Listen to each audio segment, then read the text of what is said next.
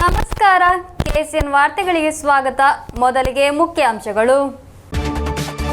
Joint director ಅವರ ಕಚೇರಿ ಮುಂದೆ ಮುತ್ತಿಗೆ ಹಾಕಿ ಪ್ರತಿಭಟನೆ, ಮಧೂರು ಪಂಚಾಯತ್ನ ಜನಪ್ರತಿನಿಧಿಗಳಿಂದ. ಮೇಪುಗುರಿಯಲ್ಲಿ ಯುವಕನನ್ನು ಇರಿದು ಗಾಯಗೊಳಿಸಿದ ಘಟನೆ, ಆರೋಪಿಯ ಬಂಧನ. ಆದೂರು ಶ್ರೀ ಭಗವತಿ ದೈವಸ್ಥಾನದಲ್ಲಿ ಪೆರುಂಗಡಿಯಾಟ ಮಹೋತ್ಸವ, ಹಲವಾರು ಮಂದಿ ಭಕ್ತರ ಆಗಮನ. ಬಾಯರ್ ಬದುವಿನಲ್ಲಿ ಟಿಪ್ಪರ್ ಲಾರಿ ಚಾಲಕ ಮೊಹಮ್ಮದ್ ಆಸಿಫ್ ಅವರ ನಿಗೂಢ ಸಾವು, ತನಿಖೆಯ ಭಾಗವಾಗಿ ಫೋರೆನ್ಸಿಕ್ ಸರ್ಜನ್ ಕಾಯರ್ಕಟ್ಟೆಗೆ ಭೇಟಿ. ದಕ್ಷಿಣ ಭಾರತದ ಅತ್ಯಂತ ಅಗಲವಾದ ಕಾಸರಗೋಡು ನಗರದ ಸಿಂಗಲ್ ಪಿಲ್ಲರ್ ಮೇಲ್ಸೇತುವೆ ನೇರವಾಗಿ ವೀಕ್ಷಿಸಲು ಆಗಮಿಸಿದರು ನೆಲಿಕುಂದ್ ಎಯುಪಿ ಶಾಲೆಯ ವಿದ್ಯಾರ್ಥಿಗಳು.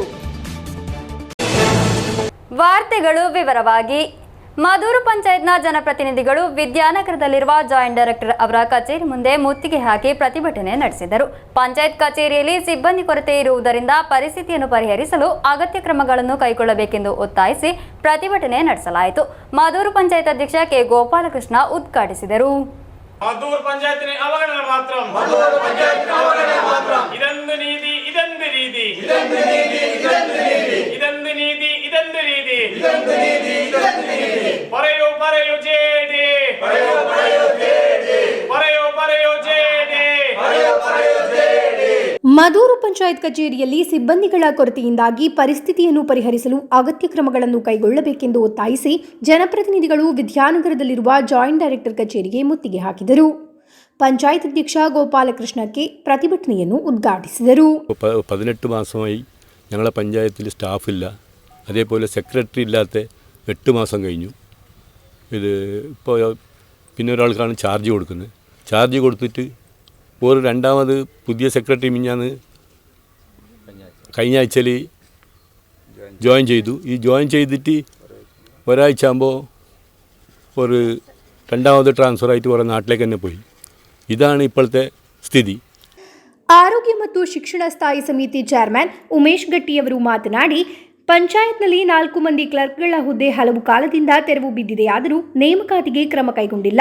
4 ತಿಂಗಳ ಹಿಂದೆಯಷ್ಟೇ ನೇಮಕಗೊಂಡ ಕಾರ್ಯದರ್ಶಿ ಇದೀಗ ವರ್ಗಾವಣೆ ಪಡೆದಿದ್ದು ಶೀಘ್ರ ತೆರಳಲಿದ್ದಾರೆ. ಈ ಎಲ್ಲ ಕಾರಣಗಳಿಂದ ಪಂಚಾಯತ್ನಲ್ಲಿ ವಿವಿಧ ಯೋಜನೆಗಳ ನಿರ್ವಹಣೆಗೆ ಅಡಚಣೆ ಎದುರಾಗಿದೆ ಎಂದು ಕೆಸಿಎನ್ ನ್ಯೂಸ್ಗೆ ತಿಳಿಸಿದರು. ಕಳೆದ 18 ತಿಂಗಳಿನಿಂದ ನಮ್ಮ ಮಧೂರು ಗ್ರಾಮ ಪಂಚಾಯತಿನಲ್ಲಿ ಅಧಿಕಾರಿಗಳೇ ಇಲ್ಲ. 8 ತಿಂಗಳಿಂದ ಸೆಕ್ರೆಟರಿ ಇಲ್ಲ, ಅಸಿಸ್ಟೆಂಟ್ ಸೆಕ್ರೆಟರಿ ಮಾತ್ರ ಚಾರ್ಜ್ ತಗೊಂಡು ಕೆಲಸ ಮಾಡ್ತಿರುವಂಥದ್ದು. ಈಗ ಒಬ್ಬರು ಸೆಕ್ರೆಟರಿ ಬಂದಿದ್ದಾರೆ, 1 ವಾರದೊಳಗೆ ಅವರಿಗೆ ವಾಪಸ್ ಟ್ರಾನ್ಸ್ಫರ್ ಆಯಿತು. ನಮ್ಮ ಮುಂದಿನ ಪದ್ಧತಿಗಳು ಅದನ್ನು ಜನಗಳಿಗೆ ಮುಟ್ಟಿಸುವಲ್ಲಿ ನಾವು ತುಂಬ ತೊಂದರೆಯನ್ನು ಅನುಭವಿಸ್ತಿದ್ದೇವೆ.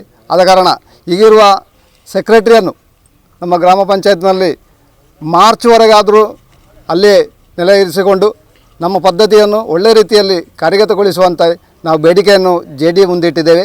JD ಸಕಾರಾತ್ಮಕವಾಗಿ ಸ್ಪಂದಿಸಿದ್ದಾರೆ. ಮುಂದಿನ ದಿನಗಳಲ್ಲಿ ಅವರನ್ನು ಮಾರ್ಚ್ವರೆಗೆ ಆದರೂ ನೆಲೆ ನಿಲ್ಲುವಂತೆ ಮಾಡುವ ಅನ್ನುವ ಭರವಸೆ ನೀಡಿದ್ದಾರೆ. ಆದ ಕಾರಣ ಈ 1 ದಿನದ ಉಪರೋಧವನ್ನು ನಾವು ಇಲ್ಲಿ ಮುಗಿಸ್ತೇವೆ. ನಂತರ ಜಾಯಿಂಟ್ ಡೈರೆಕ್ಟರ್ ಜಿ ಸುಧಾಕರನ್ ಜನಪ್ರತಿನಿಧಿಗಳೊಂದಿಗೆ ಮಾತುಕತೆ ನಡೆಸಿ ಸಮಸ್ಯೆಗೆ ಶಾಶ್ವತ ಪರಿಹಾರ ಕಾಣುವುದಾಗಿ ಭರವಸೆ ನೀಡಿದರು. ಕಲ್ಯಾಣ ಅಭಿವೃದ್ಧಿ ಸ್ಥಾಯಿ ಸಮಿತಿ ಚೇರ್ಪರ್ಸನ್ ಯಶೋಧಾ ನಾಯ್ಕ್, ಬ್ಲಾಕ್ ಸದಸ್ಯರುಗಳಾದ ಸುಕುಮಾರನ್ ಕುದ್ರೆಪಾಡಿ, ಜಮೀಲಾ ಅಹಮದ್, ಇತರ ಪ್ರತಿನಿಧಿಗಳಾದ CH ಉದಯಕುಮಾರ್, ಸ್ಮಿತಾ, ಶ್ರೀಮತಿ, ರೆದೀಶ್ ಅಂಬಿಳಿ, ಹಾನಿಫರನ್ ತೋಡು, ಹಬೀಬ್ ಚಿಟ್ಟುಂಗುಯಿ, ಉದಯಕುಮಾರ್ ಮುಂತಾದವರು ಪ್ರತಿಭಟನೆಯಲ್ಲಿ ಭಾಗವಹಿಸಿದ್ದರು. News bureau, Kasaragod. ಕಾಸರಗೋಡಿನ ಮೀಪುಗುರಿಯಲ್ಲಿ ಯುವಕನನ್ನು ಇರಿದು ಗಾಯಗೊಳಿಸಿದ ಘಟನೆಯಲ್ಲಿ ಆರೋಪಿಯ ಬಂಧನ. ಕಾಸರಗೋಡು ಪೊಲೀಸ್ ಠಾಣಾ ವ್ಯಾಪ್ತಿಯ ಮುನ್ನ ಎಂಬ ಅಕ್ಷಯನನ್ನು ಬಂಧಿಸಲಾಗಿದೆ. ಕಾಸರಗೋಡು ಮೀಪುಗುರಿಯಲ್ಲಿ ಹೊಸದಾಗಿ ಆರಂಭಿಸುವ ಅಂಗಡಿಯಲ್ಲಿ ಪೇಂಟಿಂಗ್ ಕೆಲಸ ಮಾಡುತ್ತಿದ್ದ ಬಾಸಿತ್ ಎಂಬ ಯುವಕನನ್ನು ಇರಿದು ಗಾಯಗೊಳಿಸಲಾಗಿದೆ ಎಂಬ ಪ್ರಕರಣದಲ್ಲಿ ಪೊಲೀಸರು ಆರೋಪಿಯನ್ನು ಬಂಧಿಸಿರುವುದು. ಕಾಸರಗೋಡು ಪೊಲೀಸ್ ಠಾಣೆ ವ್ಯಾಪ್ತಿಯ ಮುನ್ನಾ ಎಂಬ ಅಕ್ಷಯನನ್ನು ಬಂಧಿಸಿರುವುದು. ಕಾಸರಗೋಡು ಡಿವೈಎಸ್ಪಿ CK ಸುನಿಲ್ ಕುಮಾರ್ ಅವರ ಮೇಲ್ವಿಚಾರಣೆಯಲ್ಲಿ ಸಬ್ ಇನ್ಸ್ಪೆಕ್ಟರ್ ಪ್ರತೀಶ್ ನೇತೃತ್ವದ ತಂಡ ಆರೋಪಿಯನ್ನು ಬಂಧಿಸಿದೆ. ಬುಧವಾರ ಮಧ್ಯರಾತ್ರಿ ಈ ಘಟನೆ ನಡೆದಿರುವುದು. ಬಾಸಿತ್ ಮತ್ತು ಸ್ನೇಹಿತರು ಅಂಗಡಿಯಲ್ಲಿ ಪೇಂಟಿಂಗ್ ಕೆಲಸ ಮಾಡುತ್ತಿದ್ದರು. ಈ ವೇಳೆ ಬೈಕ್ನಲ್ಲಿ ಬಂದ ಅಕ್ಷಯ್ ಅಂಗಡಿ ತೆರೆಯಲು ಆಕ್ಷೇಪ ವ್ಯಕ್ತಪಡಿಸಿದ ನಂತರ ಬಾಸಿತ್ನನ್ನು ತಡೆದು ಮಾರಕ ಆಯುಧದಿಂದ ಹಲ್ಲೆ ನಡೆಸಿದ್ದಾನೆ ಎಂಬುದು ದೂರು. ಗಾಯಗೊಂಡಿದ್ದ ಬಾಸಿತ್ನನ್ನು ಮೊದಲು ಕಾಸರಗೋಡು ಜನರಲ್ ಆಸ್ಪತ್ರೆಗೆ ಮತ್ತು ನಂತರ ಕೇರ್ವಿಲ್ ಆಸ್ಪತ್ರೆಗೆ ದಾಖಲಿಸಲಾಯಿತು. ನಂತರ ತಜ್ಞರ ಚಿಕಿತ್ಸೆಗಾಗಿ ಮಂಗಳೂರಿನ ಆಸ್ಪತ್ರೆಗೆ ಕೊಂಡೊಯ್ಯಲಾಯಿತು. ಈ ಘಟನೆಯ ಹಿನ್ನೆಲೆಯಲ್ಲಿ ಮೀಪುಗುರಿ ಮತ್ತು ಸುತ್ತಮುತ್ತ ಪ್ರದೇಶ ಪೊಲೀಸರು ಭದ್ರತೆಯನ್ನು ಬಿಗಿಗೊಳಿಸಿದ್ದಾರೆ. News bureau, Kasaragod. ಕಾಸರಗೋಡು ಆದೂರು ಶ್ರೀ ಭಗವತಿ ದೇವಸ್ಥಾನದಲ್ಲಿ ಪೆರುಂಗಳಿಯಾಟ ಮಹೋತ್ಸವ ಅದ್ದೂರಿಯಾಗಿ ನಡೆದು ಬರುತ್ತಿದೆ. ಹಲವಾರು ಮಂದಿ ಭಕ್ತರು ಆಗಮಿಸಿದ್ದರು. ಕಾಸರಗೋಡು ಆದೂರು ಶ್ರೀ ಭಗವತಿ ದೇವಸ್ಥಾನದಲ್ಲಿ ಪೆರುಂಗಳಿಯಾಟ ಮಹೋತ್ಸವ ಅದ್ದೂರಿಯಾಗಿ ನಡೆದು ಬರುತ್ತಿದೆ. ವಿವಿಧ ದೈವಿಕ ಸಾಂಸ್ಕೃತಿಕ ಕಾರ್ಯಕ್ರಮಗಳನ್ನು ಹಮ್ಮಿಕೊಳ್ಳಲಾಗಿದೆ. ರಾತ್ರಿ ಅಸುರಾಳನ್ ದೈವದ ಬೆಳ್ಳಾಟ, 3 ಭಗವತಿಗಳ ಆಂದಿತ್ತೋಟ್ಟಂ, ವಿಷ್ಣುಮೂರ್ತಿ ದೈವದ ಕುಳಿಚಾಟ ಮುಂತಾದವುಗಳು ನಡೆಯಿತು.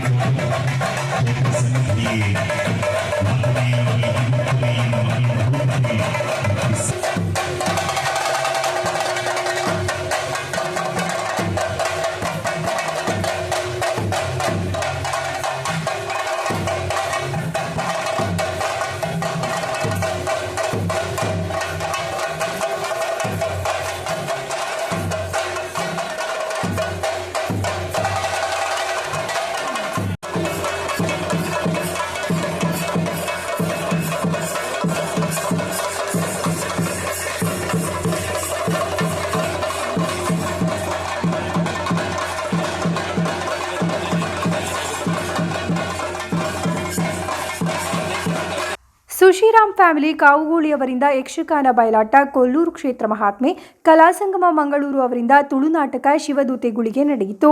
ಹಲವಾರು ಮಂದಿ ಭಕ್ತರು ಆಗಮಿಸಿದ್ದರು. News bureau, Kasaragod. ಕಾಸರಗೋಡು ಮಂಜೇಶ್ವರ ಬಾಯರ್ ಪದವಿನ ಟಿಪ್ಪರ್ ಲಾರಿ ಚಾಲಕ ಮೊಹಮ್ಮದ್ ಆಸಿಫ್ ಅವರ ನಿಗೂಢ ಸಾವಿನ ತನಿಖೆಯ ಭಾಗವಾಗಿ ಫಾರೆನ್ಸಿಕ್ ಸರ್ಜನ್ ಕಾಯರ್ಕಟ್ಟೆಗೆ ಭೇಟಿ ನೀಡಿದರು. ಮೃತದೇಹದ ಮರಣೋತ್ತರ ಪರೀಕ್ಷೆ ನಡೆಸಿದ ಪರಿಯಾರಂ ವೈದ್ಯಕೀಯ ಕಾಲೇಜಿನ ಫಾರೆನ್ಸಿಕ್ ಸರ್ಜನ್ ಡಾಕ್ಟರ್ ಶ್ರೀಕಾಂತ್ ಗುರುವಾರ ಕಾಯರ್ಕಟ್ಟೆಗೆ ಆಗಮಿಸಿರುವುದು. ಮೊಹಮ್ಮದ್ ಆಸಿಫ್ ಅವರ ನಿಗೂಢ ಸಾವಿನಲ್ಲಿ ಪ್ರಸ್ತುತ ಅಪರಾಧ ವಿಭಾಗ ತನಿಖೆ ನಡೆಸುತ್ತಿದೆ. ಜಿಲ್ಲಾ ಅಪರಾಧ ವಿಭಾಗದ ಡಿವೈಎಸ್ಪಿ ಟಿ ಉತ್ತಮ್ ದಾಸ್ ನೇತೃತ್ವದಲ್ಲಿ ತನಿಖೆ ನಡೆಯುತ್ತಿರುವುದು. ಅವರ ಕೋರಿಕೆಯ ಮೇರೆಗೆ ಫಾರೆನ್ಸಿಕ್ ಸರ್ಜನ್ ಕಾಯರ್ಕಟ್ಟೆಗೆ ಆಗಮಿಸಿರುವುದು. ಮೊಹಮ್ಮದ್ ಆಸಿಫ್ನನ್ನು ಅಸ್ವಸ್ಥ ಸ್ಥಿತಿಯಲ್ಲಿ ಪತ್ತೆ ಮಾಡಲಾದ ಸ್ಥಳವನ್ನು ಅವರು ಕೂಲಂಕುಷವಾಗಿ ಪರಿಶೀಲಿಸಿದರು. ಇಲ್ಲಿಂದ ನಿಲ್ಲಿಸಿದ್ದ ಲಾರಿಗೆ ಇರುವ ದೂರವನ್ನು ಪರಿಶೀಲಿಸಲಾಯಿತು. ಲಾರಿಯ ಒಳಗೂ ತಪಾಸಣೆ ನಡೆಸಲಾಯಿತು. ಜನವರಿ 15ರ ರಾತ್ರಿ ಮೊಹಮ್ಮದ್ ಆಸಿಫ್ನನ್ನು ಕಾಯರ್ಕಟ್ಟೆಯಲ್ಲಿ ಅಸ್ವಸ್ಥ ಸ್ಥಿತಿಯಲ್ಲಿ ಪತ್ತೆ ಮಾಡಲಾಗಿರುವುದು. ಸಾವಿನ ಬಗ್ಗೆ ಅನುಮಾನಗಳು ಹುಟ್ಟಿಕೊಂಡಿದ್ದು ಹೆಚ್ಚಿನ ತನಿಖೆ ನಡೆಸಬೇಕು ಎಂಬ ಬೇಡಿಕೆ ಕೇಳಿಬಂದಿದ್ದು ಪ್ರಕರಣವನ್ನು ಜಿಲ್ಲಾ ಅಪರಾಧ ವಿಭಾಗಕ್ಕೆ ಹಸ್ತಾಂತರಿಸಲಾಯಿತು. ಪರಿಯಾರಂನಲ್ಲಿ ನಡೆಸಿದ ಮರಣೋತ್ತರ ಪರೀಕ್ಷೆಯಲ್ಲಿ ಸಾವಿಗೆ ಕಾರಣ ಸೊಂಟದ ಎಲುಬಿನ ಮುರಿತ ಎಂದು ತಿಳಿದುಬಂದಿದೆ. ಇದು ಹೇಗೆ ಸಂಭವಿಸಿತು ಎಂಬುದನ್ನು ತನಿಖೆ ಮಾಡಲು ಸರ್ಜನ್ ಘಟನಾ ಸ್ಥಳಕ್ಕೆ ಖುದ್ದಾಗಿ ಭೇಟಿ ನೀಡಿರುವುದು. News bureau, Kasaragod. ದಕ್ಷಿಣ ಭಾರತದ ಅತ್ಯಂತ ಅಗಲವಾದ ಕಾಸರಗೋಡು ನಗರದ ಸಿಂಗಲ್ ಪಿಲ್ಲರ್ ಮೇಲ್ಸೇತುವೆಯನ್ನು ನೇರವಾಗಿ ವೀಕ್ಷಿಸಲು ಆಗಮಿಸಿದರು ನೆಲ್ಲಿಕುಂದು ಎಯುಪಿ ಶಾಲೆಯ ವಿದ್ಯಾರ್ಥಿಗಳು. ಸೇತುವೆಯ ವಿಶೇಷತೆಗಳನ್ನು ಮಕ್ಕಳು ನೇರವಾಗಿ ಅರಿತುಕೊಂಡರು. ಕಾಸರಗೋಡು ನಗರದ ಅದ್ಭುತ ದೃಶ್ಯವಾದ ದಕ್ಷಿಣ ಭಾರತದಲ್ಲೇ ಅತ್ಯಂತ ಅಗಲವಾದ ಸಿಂಗಲ್ ಪಿಲ್ಲರ್ ಸೇತುವೆಯ ವೈಶಿಷ್ಟ್ಯಗಳನ್ನು ನೆಲ್ಲಿಕುಂದ್ ಎಯುಪಿ ಶಾಲೆಯ ಸೀಡ್ ಕ್ಲಬ್ ಸದಸ್ಯರು ನೇರವಾಗಿ ಬಂದು ನೋಡಿ ಅರಿತುಕೊಂಡರು. ಕೇರಳದ ರಾಷ್ಟ್ರೀಯ ಹೆದ್ದಾರಿಯ ಅತಿದೊಡ್ಡ ಮೇಲ್ಸೇತುವೆಯನ್ನು ಕುತೂಹಲದಿಂದ ಮಕ್ಕಳು ವೀಕ್ಷಿಸಿದರು. 1.130 ಕಿಲೋಮೀಟರ್ ಉದ್ದದ ಈ ಸೇತುವೆ 29 ಸ್ಪ್ಯಾನ್ಗಳನ್ನು ಹೊಂದಿದೆ. ದಕ್ಷಿಣ ಭಾರತದ ವಿಶಾಖಪಟ್ಟಣ, ಮೈಸೂರು, ಬೆಂಗಳೂರು ರಾಷ್ಟ್ರೀಯ ಹೆದ್ದಾರಿ ಎಂಬೆಡೆಗಳಲ್ಲಿ ದೊಡ್ಡ ಸಿಂಗಲ್ ಪಿಲ್ಲರ್ ಮೇಲ್ಸೇತುವೆ ಇರುವುದು. ಇಲ್ಲಿ ಗರಿಷ್ಠ ಅಗಲ 26.5 ಮೀಟರ್ವರೆಗೆ ಇರುತ್ತದೆ. ಆದರೆ ಕಾಸರಗೋಡಿನಲ್ಲಿರುವ ಮೇಲ್ಸೇತುವೆ 27 ಮೀಟರ್ ಅಗಲವಿದೆ. ಎಂಜಿನಿಯರ್ ಎಂವಿ ರಾಹುಲ್, ಅಂಜಲಿ ರಾಜನ್, ಮಂಜುರಾಜ್ ಅವರು ಮಕ್ಕಳಿಗೆ ಸೇತುವೆಯ ವಿಶೇಷತೆಗಳು ಮತ್ತು ನಿರ್ಮಾಣ ವಿಧಾನವನ್ನು ವಿವರಿಸಿದರು. ಶಾಲಾ ಮ್ಯಾನೇಜ್ಮೆಂಟ್ ಅಧ್ಯಕ್ಷ ಎನ್ಎಂ ಸುಬೇರ್, ಶಿಕ್ಷಕಿಯರಾದ ವಿ ದೀಪ್ತಿ ಜಾನ್, ಪಿ ಜಯಶ್ರೀ ಅವರು ನೇತೃತ್ವ ವಹಿಸಿದ್ದರು. News bureau, Kasaragod. K P Kunhikannan ಸಂಸ್ಮರಣಾ ಕಾರ್ಯಕ್ರಮ ಜನವರಿ 25ರಂದು ಕಾಂಜಂಗಾಡ್ ಕೋವಲ್ಪಳ್ಳಿಯಲ್ಲಿ ನಡೆಯಲಿದೆ. ಸಂಸದ ಕೆಸಿ ವೇಣುಗೋಪಾಲ್ ಉದ್ಘಾಟಿಸುವರು ಎಂದು ಪದಾಧಿಕಾರಿಗಳು ಸುದ್ದಿಗೋಷ್ಠಿಯಲ್ಲಿ ತಿಳಿಸಿದರು. ಕೆಪಿ ಕುഞ്ഞിಕಣ್ಣನ್ ಸಂಸ್ಮರಣಾ ಕಾರ್ಯಕ್ರಮ ಜನವರಿ 25ರಂದು ಕಾಂಜಂಗಾಡ್ ಕೋವಿಲ್ಪಳ್ಳಿಯ ಕೆಪಿ ಕುഞ്ഞിಕಣ್ಣನ್ ನಗರಿಯಲ್ಲಿ ನಡೆಯಲಿದೆ. ಸಂಸದ ಕೆಸಿ ವೇಣುಗೋಪಾಲ್ ಉದ್ಘಾಟಿಸುವರು. ಸಂಸದ ರಾಜಮೋಹನ್ ಉಣ್ಣಿತಾನ್ ಸಂಸ್ಮರಣಾ ಭಾಷಣ ಮಾಡುವರು. ಜಿಲ್ಲಾ ಕಾಂಗ್ರೆಸ್ ಸಮಿತಿ ಹಾಗೂ ಕಾರ್ಯಕರ್ತರಿಗೆ ಗೌರವ ಸಲ್ಲಿಸುವುದರ ಭಾಗವಾಗಿಯಾಗಿದೆ ಸಂಸ್ಮರಣಾ ಕಾರ್ಯಕ್ರಮ ಆಯೋಜಿಸುವುದು ಎಂದು, ಇದರೊಂದಿಗೆ ಸ್ಥಳೀಯ ಸಂಸ್ಥೆಗಳ ಚುನಾವಣೆ ಸಿದ್ಧತೆಯ ಭಾಗವಾಗಿರುವ ವಿಶೇಷ ಕಾರ್ಯಕರ್ತರ ಸಮಾವೇಶ ನಡೆಯಲಿದೆ ಎಂದು ಡಿಸಿಸಿ ಅಧ್ಯಕ್ಷ ಪಿಕೆ ಫೈಸಲ್ ತಿಳಿಸಿದರು. ശ്രീ കെ പി കുഞ്ഞിക്കണ്ണൻ അനുസ്മരണ സമ്മേളനം ഈ മാസം 25-ാം തീയതി ശനിയാഴ്ച ഉച്ചക്ക് 1:30 കൊവ്വൽപ്പള്ളി കെ പി കുഞ്ഞിക്കണ്ണൻ നഗറിൽ AICCയുടെ സംഘടനാ ചുമതല വഹിക്കുന്ന general secretary Shri K C Venugopal MP ഉദ്ഘാടനം ചെയ്യപ്പെടുന്നു. ശ്രീ രാജമോഹൻ ഉണ്ണിത്താൻ MP അനുസ്മരണ പ്രഭാഷണം നടത്തും. ಸುದ್ದಿಗೋಷ್ಠಿಯಲ್ಲಿ P K Faisal, M C Prabhakaran, advocate P V Suresh ಎಂಬಿವರು ಉಪಸ್ಥಿತರಿದ್ದರು. News bureau, Kasaragod.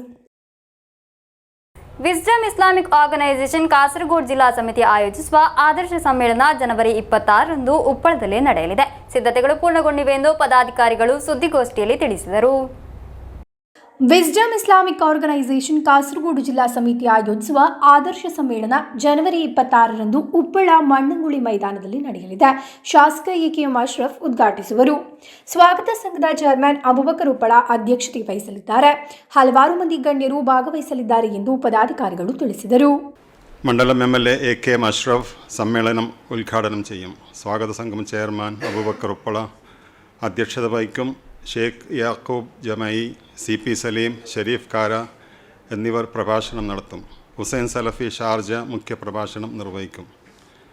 വിസ്ഡം ജില്ലാ പ്രസിഡന്റ് ബഷീർ കൊമ്പനടക്കം കർണാടക സലഫി association president doctor Hafiz സലായി, Arif Kadambar, Abu തമാം Uppala, wisdom youth ജില്ലാ secretary Anees Madani, wisdom students ജില്ലാ പ്രസിഡന്റ് യാസർ അൽ ഹിക്കമി, വിസ്ഡം ജില്ലാ ഓർഗനൈസേഷൻ സെക്രട്ടറി സത്താർ കാഞ്ഞങ്ങാട്, അബ്ദുൽ ഹക്കീം ചെറുവത്തൂർ എന്നിവർ പ്രസംഗിക്കും.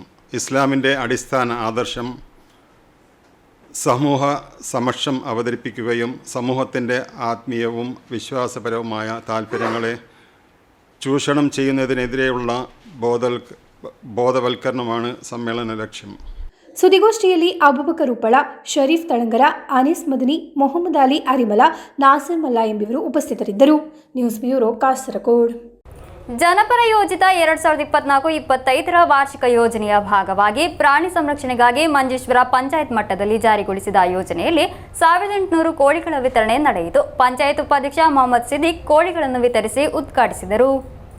ಜನಪರ ಯೋಜಿತ 2024-25ನೇ ವಾರ್ಷಿಕ ಯೋಜನೆಯ ಭಾಗವಾಗಿ ಪ್ರಾಣಿ ಸಂರಕ್ಷಣೆಗಾಗಿ ಮಂಜೇಶ್ವರ ಪಂಚಾಯತ್ ಮಟ್ಟದಲ್ಲಿ ಜಾರಿಗೊಳಿಸಿದ ಯೋಜನೆಯಲ್ಲಿ 1800 ಕೋಳಿಗಳ ವಿತರಣೆ ಕಾರ್ಯಕ್ರಮ ಯಶಸ್ವಿಯಾಗಿ ನಡೆಯಿತು.